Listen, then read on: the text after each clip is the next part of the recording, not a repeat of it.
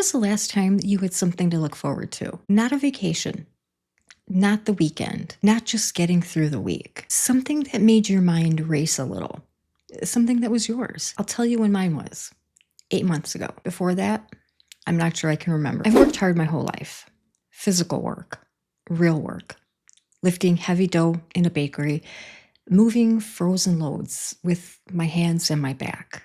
Long hours, middle of the night hours. Hours that your body remembers long after the shift ends. Customers you can never please. Management that never says thank you. And more than that, management that never sees you, never sees how hard you're working, how much you're giving, how little is coming back. And the thought that quietly terrifies you, the one you don't say out loud. How many more of these loads can I actually lift? How many more hours can I spend on my feet? Is this just what it is now, forever?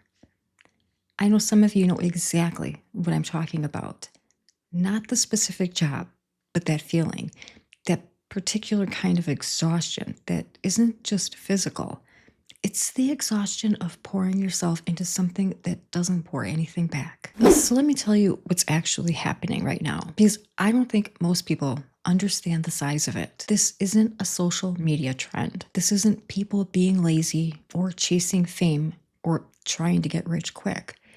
What is happening right now is something that hasn't happened in over 200 years. Before the Industrial Revolution, when someone made something, really made something, they owned the whole thing. A baker knew the person who needed the bread. He chose the grain. He shaped the loaf. He handed it across the counter and watched someone's face. The work had a beginning, a middle, and an end. It had a recipient. You could point to it and say, I made that for them, and it mattered. Then the factory came, and work got broken into pieces. You became responsible for one part of one product that you never see finished, for a person you'd never meet, for reasons you were never fully told. And then office work did the same thing, more politely, but the same. For 200 years, ordinary people have been separated from the complete experience of making something meaningful.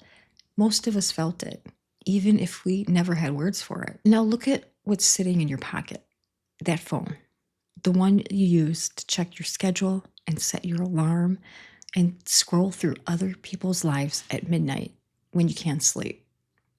That phone is, for the first time since before the Industrial Revolution, a complete creative tool in the hands of an ordinary person.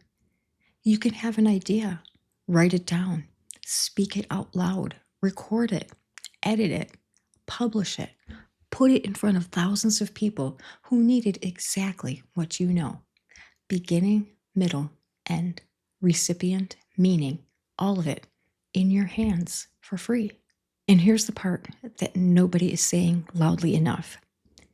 The people who understand what that means, who feel the full weight of what's being offered right now, they are not the 22-year-olds who grew up with this technology.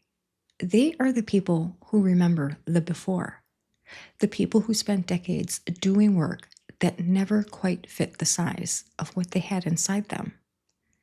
The people who had something to say and know where to say it.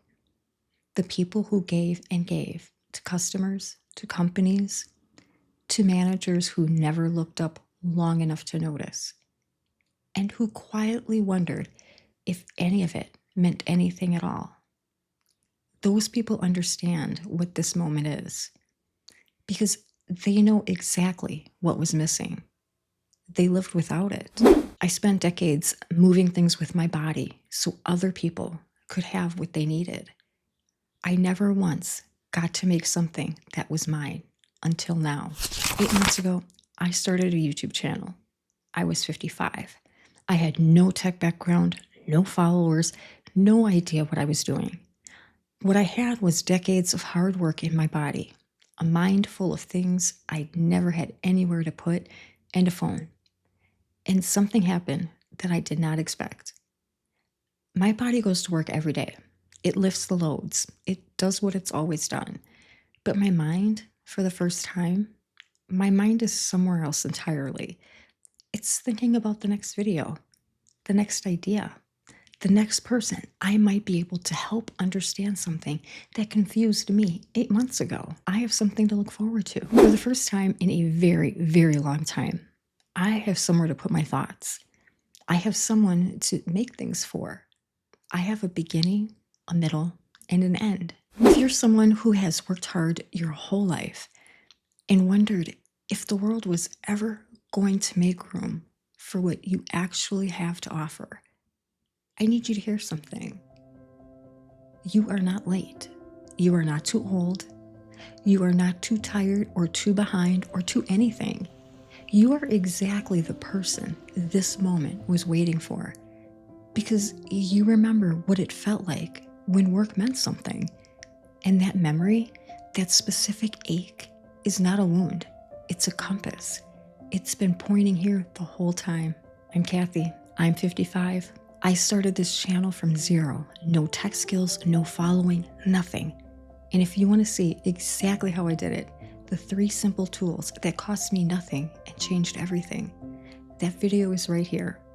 I'll see you there.